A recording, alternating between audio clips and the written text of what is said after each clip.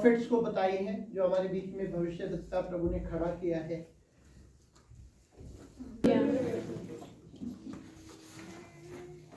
एक mummy papa जब अपने बच्चों को डांटते हैं ना तो क्या अच्छा लगता है बच्चों को?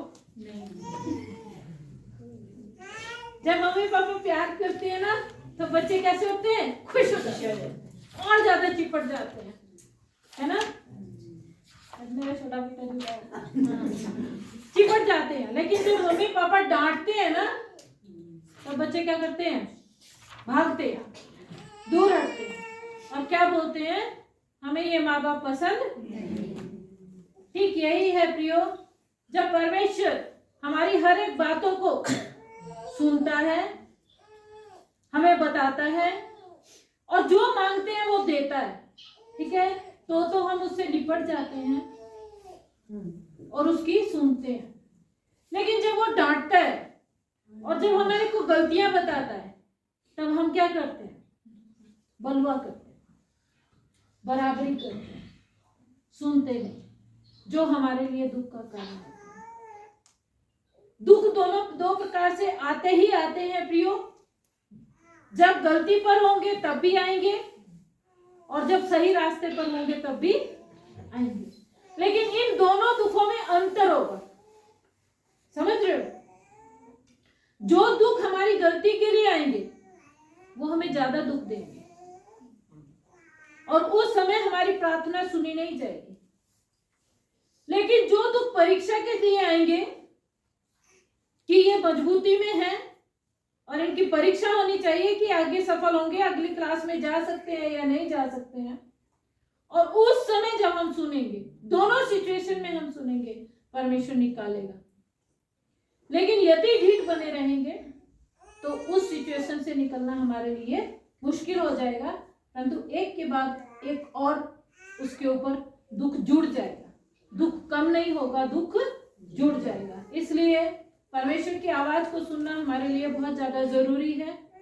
परमेश्वर की बुद्धि को पाना हमारे लिए बहुत ज्यादा जरूरी है। कई बार क्या होता है कि जो लोग हमें बहुत अच्छा बोलते हैं या हमारी बहुत फिक्र करते हैं, ठीक है, हमें अच्छा देते हैं, हम उसे तो पसंद करते हैं, लेकिन जो कड़वी दवाई दे बैठते हैं उन्हें हम पसंद। लेकिन प्रियो, यदि कड़वी दवाई नहीं खाएंगे हम तो हमारी बीमारी ठीक नहीं। इस बात का ध्यान, परमेश्वर की कड़वी दवाई हमारे लिए बहुत ज्यादा जरूरी है। जानते, मैं अपने बच्चों को खासकर डांटती हूँ और बहुत बुरी तरीके से भी डांट देती हूँ, और मैं ये बोलती हूँ कि जब तक मैं जीवित हूं ना तब तक बोलूंगी, तुम मेरा मुंह बंद नहीं कर सकते। क्यों?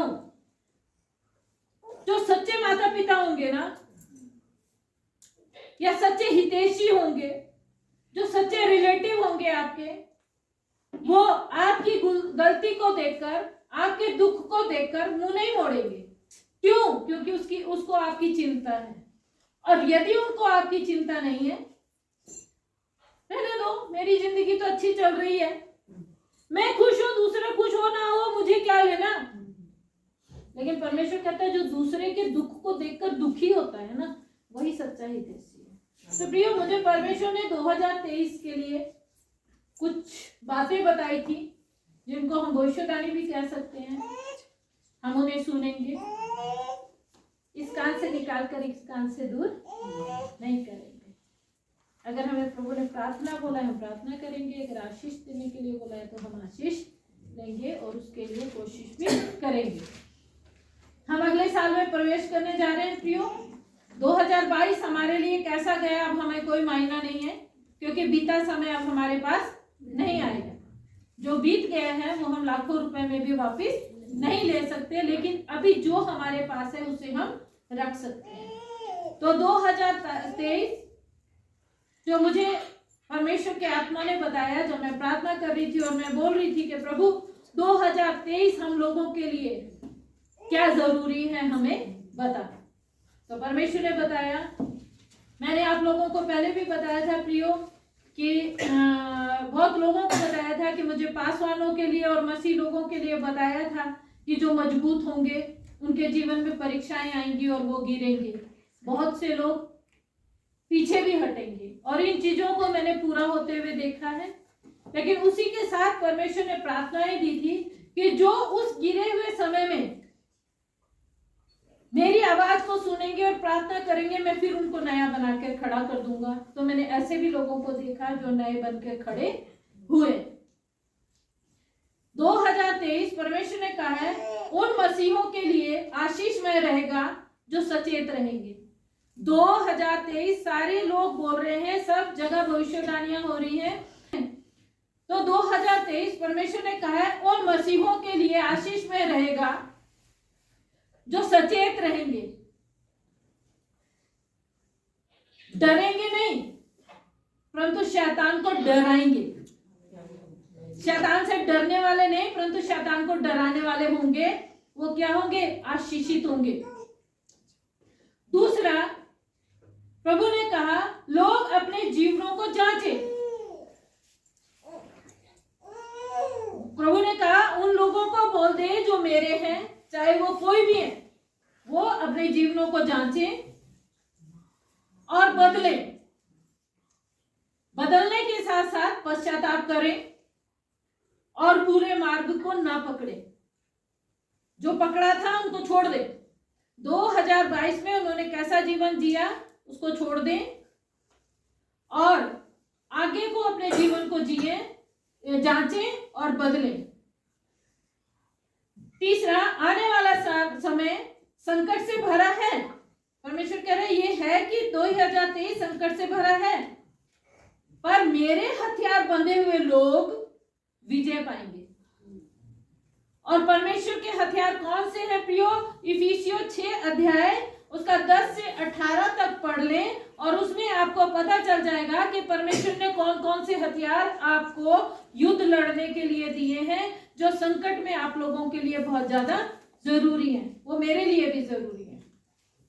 वो हथियार हमारे पास होने चाहिए। क्यों? क्योंकि परमेश्वर ने कहा 2023 ही नहीं, 2024 इससे भयानक होगा, 2025 उससे भी भयानक होगा, क्योंकि आने वाला समय जो है वो बुरा है। अब अच्छे हम साल की आशा नहीं कर सकते। चौथा, परमेश्वर ने कहा मेरी बुलाहट के अनुसार जो लोग सतर्क रहकर, हेलो,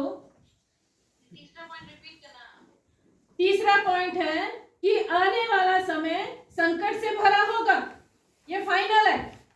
परमेश्वर कह रहा लेकिन मेरे हथियार बंद लोग विजय पाएंगे। और परमेश्वर ने मुझे बताया, ये इसका मैंने वीडियो बना के भी डाल दिया है फेसबुक पर, कि इफिसियों 6 की 10 से 18 तक परमेश्वर के हथियार हैं। उन हथियारों को आप देख सकते हैं, उनको एक कॉपी में नोट कर लें और रेगुलर देखें कि क्या ये हथियार हमारे साथ हैं या इसमें से कोई ऐसा हथियार तो नहीं जिसके जो हमारे पास अभी नहीं है या हम चूके हुए। ठीक है।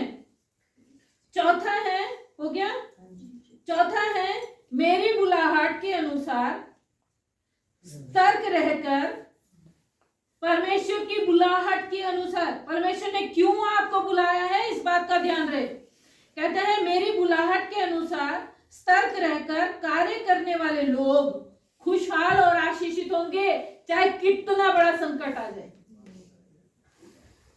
जो मेरी बुलाहट के अनुसार कार्य को करेंगे और सतर्क रहेंगे, कोई भी दुख, कोई भी संकट गिरा नहीं पाएगा। वो खुशहाल रहेंगे, उनकी खुशियों को कोई छीन नहीं पाएगा और वो आशीषित होंगे।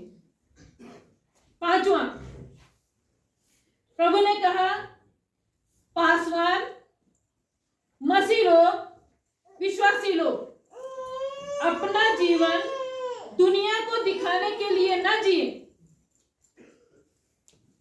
बल्कि मुझे दिखाएं अपने जीवन को और मुझे बताएं कि मैं कैसे प्रसन्न हो सकता हूं।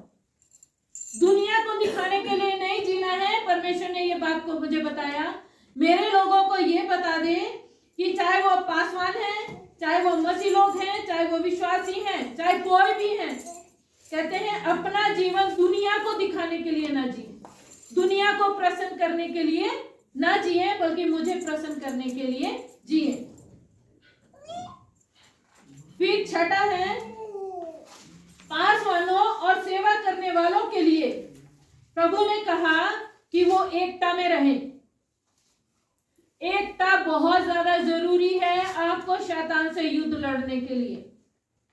कहते हैं वो एकता में रहें, सतर्क रहें और सावधान रहें और सचेत रहें, क्योंकि लापरवाही उन्हें पीछे हटा सकती है।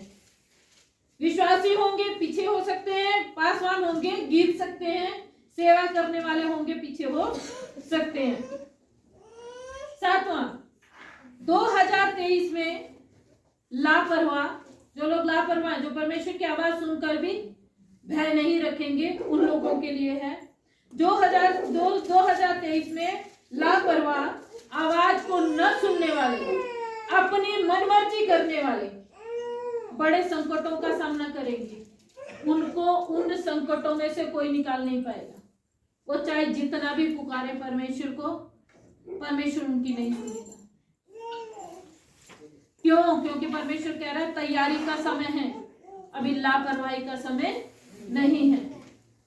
8, यदि मजबूत है, हम यदि अपने आप को मजबूत समझते हैं और हमें लगता है कि हम सही रास्ते पर चल रहे हैं, तो कहता है यदि मजबूत है परंतु लापरवाही भी साथ में है। एक हो जाता हम तो मजबूत हैं, हमारे को क्या कैसे शैतान लड़ सकता है, है ना, हमें शैतान नहीं हरा पाएगा। तो कहता है वो लापरवाही है। शत्रु को कम आंकना लापरवाही है। तो कहा है कि जो यदि वो मजबूत है, मैं मानता हूं मेरे बच्चे बहुत मजबूत हैं, बहुत आत्मिक भी हैं, लेकिन वो लापरवाह हैं तो गिरेंगे, चोट खाएंगे, ये डेफिनेट है। यदि लापरवाही होगी तो वो गिरेंगे भी और चोट भी खाएंगे और आने वाले टाइम में आप देखेंगे। कहता है परंतु उनमें से कुछ उठ खड़े होंगे, वो पश्चाताप करेंगे और उठ खड़े होंगे, और कहता फिर वो है सच्चाई से चलेंगे, फिर उनको कोई गिरा नहीं पाएगा। तो प्रियो, अगर हम मजबूत हैं, जो भी है मजबूत, तो जो मजबूत है वो इस बात को सोचे कि हमारे जीवन में लापरवाही ना आने पाए। 2023 परमेश्वर कहते हैं एक बड़ी भीड़ मेरे पीछे आएगी और भी ज्यादा तेजी से मेरा काम होगा। कहता है 2023 में परमेश्वर के पीछे एक बड़ी भीड़ आएगी, लोग मन फिराएंगे, ठंडे हुए लोग फिर उठ खड़े होंगे और प्रभु को छोड़कर पीछे हटे लोग भी पश्चाताप करेंगे। जिन्होंने प्रभु को छोड़ दिया है, जो संसार में चले गए हैं, बोल रहा है वो भी दोबारा से वापस आएंगे और पश्चाताप करेंगे। 10 है लास्ट, कह रहा है कई क्षेत्रों में मसीहों में ठंडापन बहुत तेजी से आएगा। कई जगहों पर जो प्रभु में लोग हैं उनके जीवन में ठंडापन बहुत तेजी से आएगा। अब ठंडापन तेजी से क्यों आएगा? शायद मेरे ख्याल परमेश्वर ने लापरवाह लोगों को बताया, शायद उन लोगों के जीवन में आएगा, या जो संसार को खुश करने की कोशिश कर रहे हैं शायद उनके जीवन में आएगा। यही शायद परमेश्वर का कहना होगा। कह रहा कई क्षेत्रों में मसीहों में ठंडापन और कई क्षेत्रों में आग से भरे लोग दिखाई देंगे। विश्वास योग्य लोग मजबूत होंगे, आशीष पाएंगे। और उसके लिए प्रभु के बच्चों, मुझे परमेश्वर ने वचन दिया यशायाह 60 की 1 और 2। यशायाह 60 की 1 और 2 मैं पढ़ के बता देती हूँ। और 2 वचन दिए हैं मुझे और बोला है ये वचन आप लोगों के लिए हैं जो आशीषित होंगे और प्रभु में मजबूती से आगे बढ़ेंगे। 60 का 1 में लिखा है उठ प्रकाशमान हो क्योंकि तेरा प्रकाश आ गया है। उन लोगों के लिए जो आशीषित होंगे, मजबूती से चलेंगे। और यहोवा का तेज तेरे ऊपर उदय हुआ है। देख पृथ्वी पर तो अंधियारा और राज्य राज्य के लोगों पर घोर अंधकार छाया हुआ है। परंतु तेरे ऊपर यहोवा उदय होगा और उसका तेज तुझ पर प्रकट होगा। 2023 में वो लोग जो सचेत रहेंगे, वो लोग जो परमेश्वर को हल्का नहीं जानेंगे, उनके लिए ये वचन है। और दूसरा वचन है यशायाह 59, यशायाह 59 उसका है 20 और 21। यशायाह 59 का 20 और 21 मैं पढ़ के सुना देती हूँ। कहते हैं याकूब में जो अपराध से मन फिराते हैं। हम कौन है? याकूब में। अब हम कौन है? सब याकूब की हैं, ठीक है, हम सब याकूब का वंश हैं। तो कहते हैं याकूब में जो अपराध से मन फिराते हैं, उनके लिए सिय्योन में एक छुड़ाने वाला आएगा। यहोवा की यह वाणी है, यहोवा यह कहता है, जो वाचा मैंने उनसे बांधी है वह यह है कि मेरा आत्मा तुझ पर ठहरा है और अपने वचन जो मैंने तेरे मुंह में डाले हैं, अब से लेकर सर्वदा तक वे तेरे मुंह से और तेरे पुत्रों के और तेरे पोतों के मुंह से भी कभी नहीं हटेंगे। उस समय यशायाह के द्वारा परमेश्वर बोल रहा था, आज परमेश्वर हम सबको बोल रहा है। इसलिए इस वचनों को प्रियो मजबूती से लेके रखें। ये हल्के वचन नहीं है। और प्रभु के बच्चों जिन्होंने नोट किए हैं, वो इसे देखते रहें और रिपीट करते रहें और खुद को जांचते रहें। जैसे मैंने आपको हथियार बताए हैं, वो देखें, जांचें। और परमेश्वर ने कहा लापरवाही को देखें। कौन लोग गिरेंगे? परमेश्वर ने बताया है। कौन सा क्षेत्र लापरवाह होगा? जो परमेश्वर के कार्य के लिए खड़ा नहीं होगा, वो क्षेत्र लापरवाह होगा। लेकिन बहुत से क्षेत्र आग बनेंगे वहां पर, जहां पर मसीह लोग बड़ी तेजी से प्रभु की सेवा करेंगे। तो इन वचनों के द्वारा परमेश्वर आप लोगों को आशीर्वाद